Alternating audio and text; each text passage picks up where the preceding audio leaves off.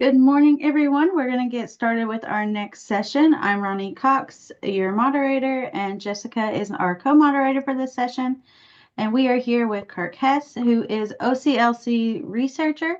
He is a lead software engineer and provides software development support for OCLC research initiatives and consulting on linked data projects. Kirk, the floor is yours. Hi. Okay, today I'm going to present my presentation on quantifying lossiness, converting MARC to and from BibFrame. So why? Why do we do this? Um, so we're using the Library of Congress conversion specifications. For the purpose of this study, we're using version 2.7. The current ones are version 2.10.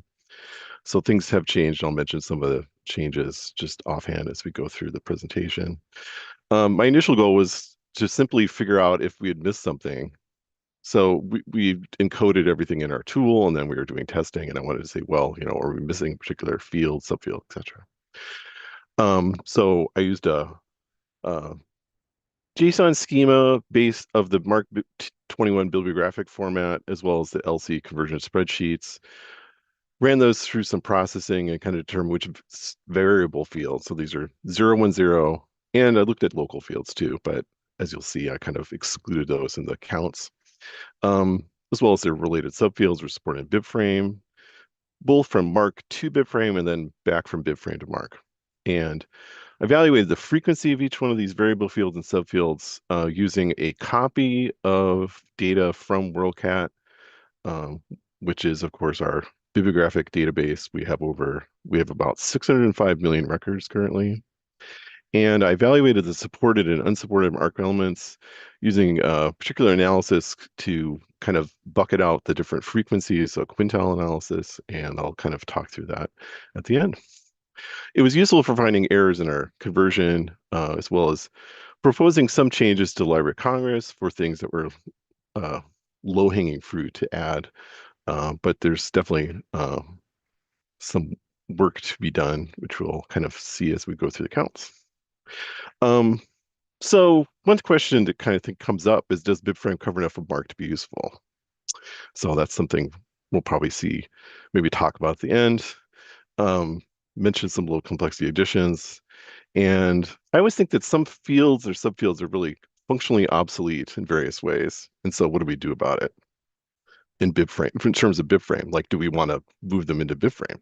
Maybe we don't. So quickly go through my methodology. I mentioned earlier I used the schemas. Schemas are from a web scraping tool that Tim Thompson developed, which from a tool that Matt Miller developed at Library of Congress. So Tim Thompson at Yale.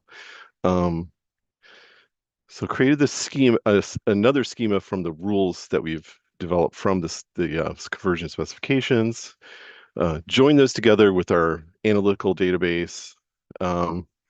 Group them to valid, local, and other. Other tends to be errors, but I'm not judging if people are using a 019 field like OCLC. So we joined the rules to MARC, measuring the ratios, which I'll kind of go through those in some diagrams, and as well as looking at it, how it maps up to what's actually in the database, in our WorldCat database, because not every field and subfield are used in WorldCat.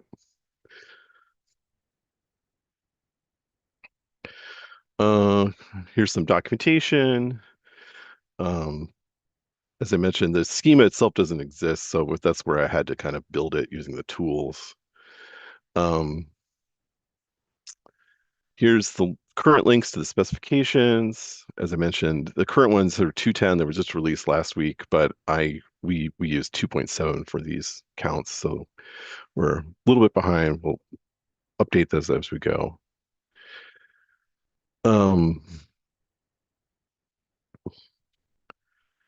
So we do have look at the presentation that I uploaded. There's a link there for prepare your BibFrame data. So you can upload BibFrame data to WorldCat. We've been working with different partners to work on this.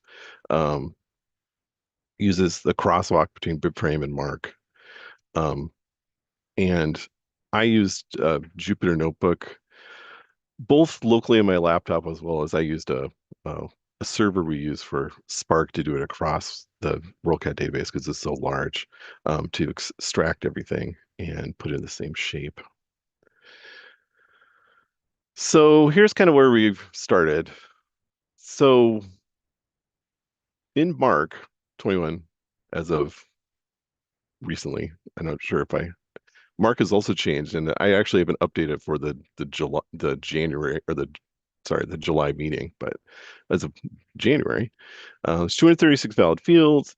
The combos of fields and subfields are 2686. So in the WorldCat database, there's only 6 of those fields don't exist, and the total number of valid fields subfields are smaller, so it's 2255. Here's the local and other information. I always think it's funny that other dwarfs everything else. There's always WorldCat contains a lot of low frequency errors. I think that's time anything is really low counts, usually it's kind of there's a high chance it's an error of some kind.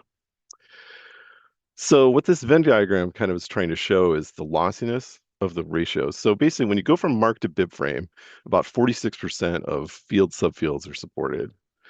When we go back from BibFrame to MARC, only 34% are supported, partially because we all know there's a lot of duplication in MARC. I mean, for something like genre or form, there could be, I mean, there's many ways to do this, but BibFrame's conversion specifications usually specify one way.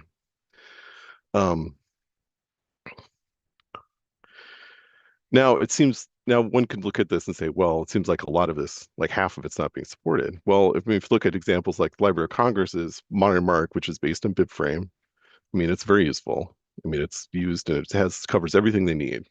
So this is empirically it's useful. So it's good. We might be missing some things, a few things, but like I said, lots of duplication in MARC, and that might be something to analyze further. Now, if we look at my other number, as I mentioned earlier, WorldCat database doesn't have every field. Every field isn't actually used, as well as not every subfield. So the ratios go up because if you use those numbers, it goes up. So now we're above 50% for MARC to BibFrame. And so both MARC to BibFrame, BibFrame to MARC support about 1,248 field subfield combos. And it doesn't support about 1,000. So I actually filter down that 1,000 because there's certain ones that are like, the one that really sticks in my mind is foreign MARC data, which is a field that you can put in like, other MARC formats into it. And it covers every single MARC subfield and control field. But it's not super useful for this kind of analysis because we're really trying to convert MARC 21, not foreign MARC. So that's one of the ones that kind of reduces the number quite a bit. So it changes our ratio slightly, kind of working on that. Also just kind of looking at fields themselves. There's basically, we have, of course, local and other MARC fields that aren't, most of them are not supported because there could be errors as well as the local ones. But one of the things we've kind of been working on recently is trying to add some local fields that are important for Conser, for instance, because they're not technically in the MARC 21 standard, but they're used a lot, as well as some fields are used in WorldCat, like 019 or 029. So field-wise, we only have 28% that are unsupported, so that's pretty good. So we do have quite a bit of support, and we've been, as I kind of applied at the very beginning, one of the points of this is to say, okay, here's what we're not supporting. Is there something there that we actually should be supporting? So this directional lossiness factor that I mentioned, with two examples that come up a lot are 260s. 260s basically turn into 264s in BibFrame. So if you run it through the conversion, you start with a 260, you get a 264. There's no 260s from BibFrame to MARC. And the same thing with 380s. 380s are normalized into the same shape as the 65, and then it spits out a 655. So there's no 380s when you come out of of the conversion process.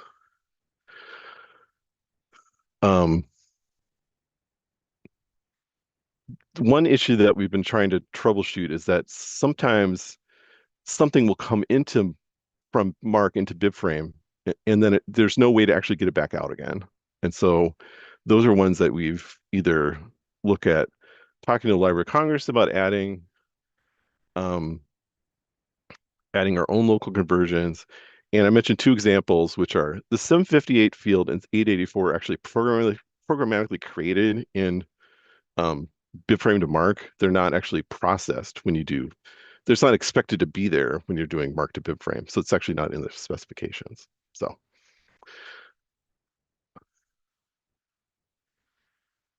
So I'm going to go through a little bit about the impact of this. So we're going to look at a bunch of counts, which I'll kind of summarize. And of course, what happens if they're not supported? So the problem that we come up with is that there's things in WorldCat such as there's 66 fields, subfield combos that only have one example. There's only one OCN that has that field subfield combo. So they're not particularly useful in MARC. So do we even need to map them to BibFrame? But in any case, obviously the impacts are very low. We're only affecting one really specific example. So one example that we found in this analysis, it's been added in 2.8, but in 2.7, the 080 was not supported. That's a universal decimal number. And we have 39 million instances of that in WorldCat. So the impact of not supporting that was very high. Explained to the Library of Congress, they added basically it just needed it was low-hanging fruit. It just needed an additional class for the classification. It was added. Okay, so there's a lot of little colored lines here. Looks a lot better in the PDF that I uploaded, but basically what we've got here is we group all of the unsupported field subfield combinations into buckets by frequency. So the ranges I think was really important. So the range in WorldCat is kind of the size of it is just makes things very different than I think in other catalogs, because there's ones, as I mentioned, like the 080, which is the range for four is there's 39.5 million to 48,000. So this is a huge range. And really that top bucket is the one that we really wanted to analyze for adding rules, we feel like, to make sure that we're mapping things. When we get to the next bucket, it's from 48,000 OCNs to 27,000 OCNs. So still pretty frequent, and definitely be frequent in, an average library catalog, but it's low numbers for us. I mean, obviously 1% of WorldCat is 6 million. So this is very, very small numbers. So I feel like those two are the top targets for our analysis to try to figure out additional mappings. The bottom part is just filters to numbers that to me are like statistically insignificant or statistically almost identical to zero. I mean, the difference between 9 OCNs and 0 OCNs in WorldCat seems, when there's a really high chance that all 9 of those are errors, seems like a very low impact if we try to spend time on that. So we're definitely going to spend time on the first bucket.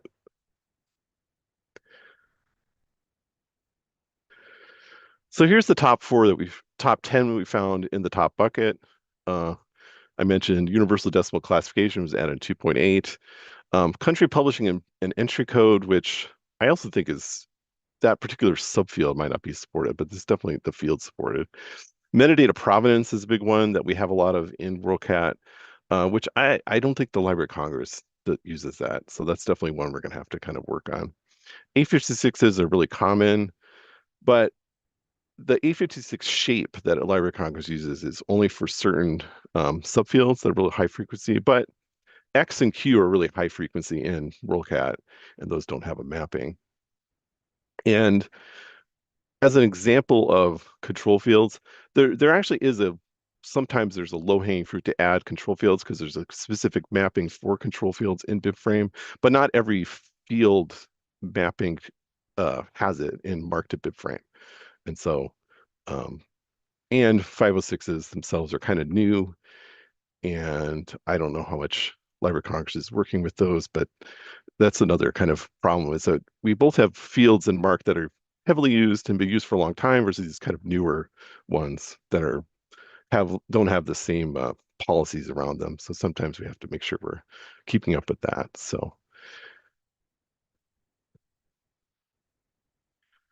I mentioned 044 and 080. 083 is like an additional Dewey number, which we had some discussions about, and seems like that would be relatively easy to add, but we never actually figured out exact way to add that to the mappings. So that's definitely one that we need to work on. One thing you'll notice across these that subfield 8 doesn't have a mapping in BibFrame yet. So subfield 8 is used a lot, and we probably need to figure out a way to kind of add that control field into the mappings. So I think it's interesting, like if you look at the 2xx block of MARC, the highest one is 270 subfield A, only 250,000 of those. So titles, of course, are very important and have been mapped very well in BibFrame, or title-like fields, position, those kind of things.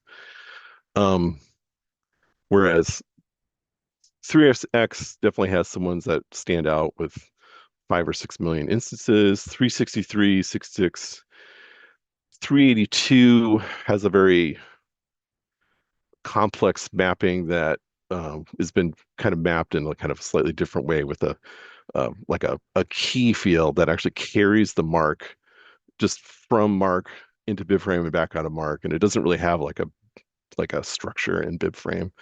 So that's definitely something that Library of Congress has worked really hard on. Monographs and other formats are kind of like their next part of their pilot. So we expect to see some of those kind of change over time. Mentioned multiple times, 380 is turning into 655s and 382. Okay, so notes themselves have a lot of support, but there are lots of notes fields in MARC, and they have really varying frequencies. The 5-axis block has ones that are really high frequency that you can see here, as well as some really low frequency ones. And as well as the way that subfields are worked, I personally kind of categorize notes from ones that have an A that means a note versus ones that don't have that. So 583 is one we just happen to be working with in OCLC for shared print projects. It's a field that exists on a holding record, but you can also have it on a bibliographic record. And part of the mapping is like concatenating some of the information, but not others in various subfields. So a lot of things get dropped. And those ones are just very difficult because they don't have a shape that we can copy. It's not low-hanging fruit. It's very difficult. You have to create a very unique shape just for that field that could carry all the information. So I think some of these kind of go through it. One of the things we kind of worked with LC on is 508s turned into 511s, but they've changed that in version 210 so that now that you can actually have 508s and 511s separate. And we had asked about getting 580s to be supported, get our notes on our titles, and that also was added in the last version.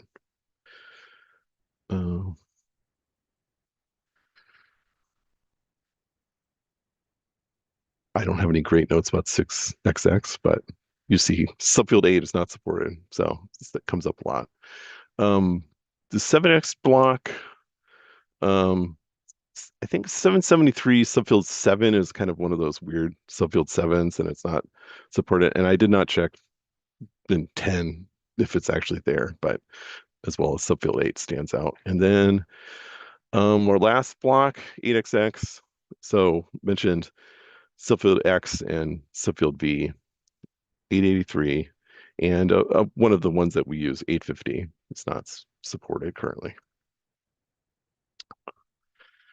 So it kind of we're reviewing a book about data-driven decisions. And so that was kind of one of the things I was kind of thinking about as I was doing this. So basically identifying what's going on, collecting it, saw how I mapped the data to various diagrams and looked at it, and then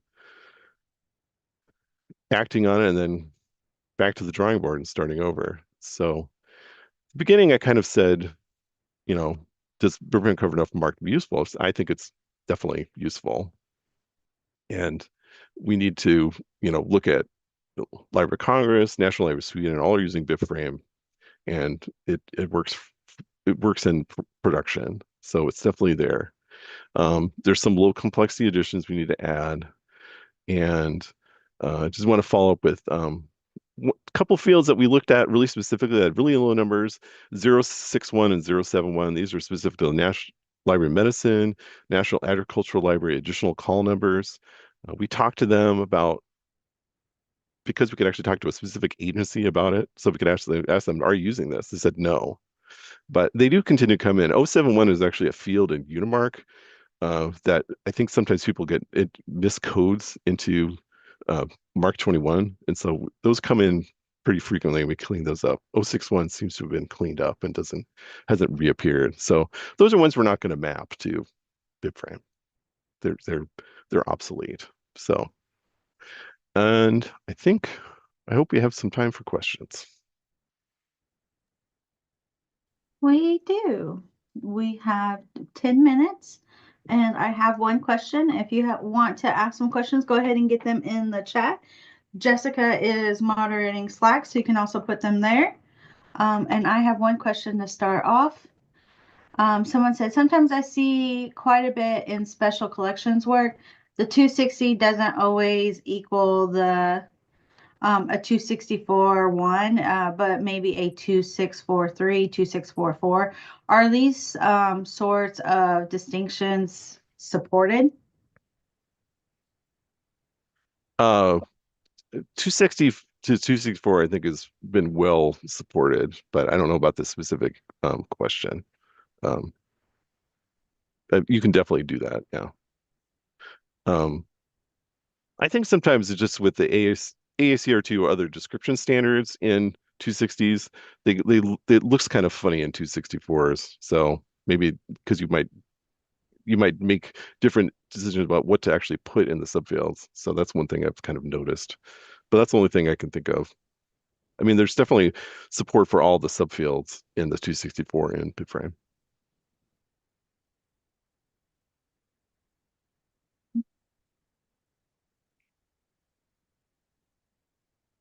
You're welcome, Kevin. Thank you for listening to us when we had questions about things. We've been having conversations with Library of Congress for months now about these various issues. So they've been very helpful in adding things as we find them. Yeah, it's how 260 maps to the various indicators. That Yeah. was the common question. Yeah. It does. I was thinking about posting it because it was the indicators. And then they said it's not really a question. It was more of this was very helpful. And a thank you, Kirk, was a comment. What was coded as publisher in AACR2 might actually be a distributor is another comment. I don't think that one's really a question.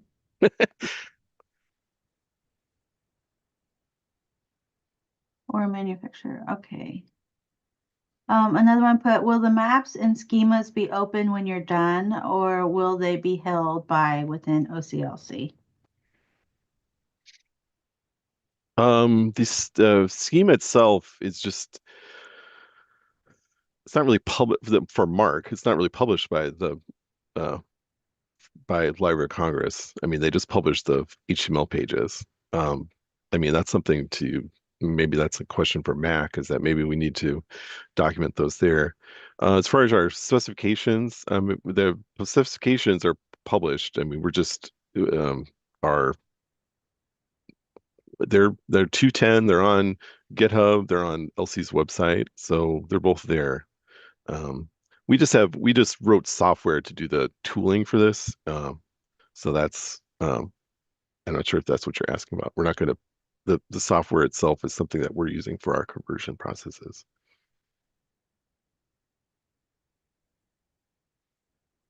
Amanda, does that answer your question?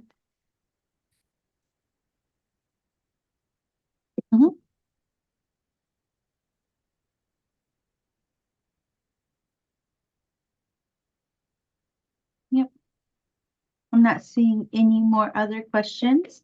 Jessica did put the GitHub schema in there in the chat if anyone wants to access it.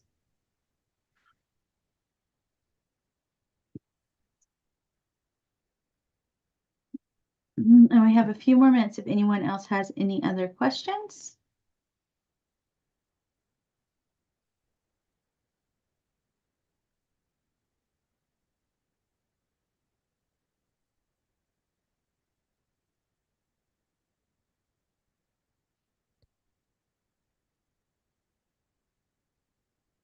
I found this very helpful. I came in as cataloging, so it's nice to see it from like moving into electronic resource librarian side of it. There was also a comment. It's pretty cool that you get to see the whole of cataloging efforts for the past 40 years all at once. Yeah, I agree. Seeing it from the different sides. I mean, I could do this by year.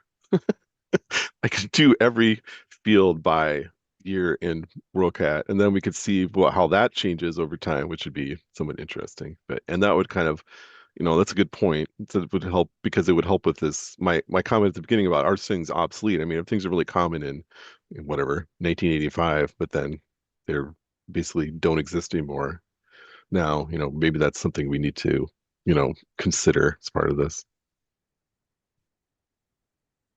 I don't think that's a bad idea. That might be a good one for the future, especially for people that are new.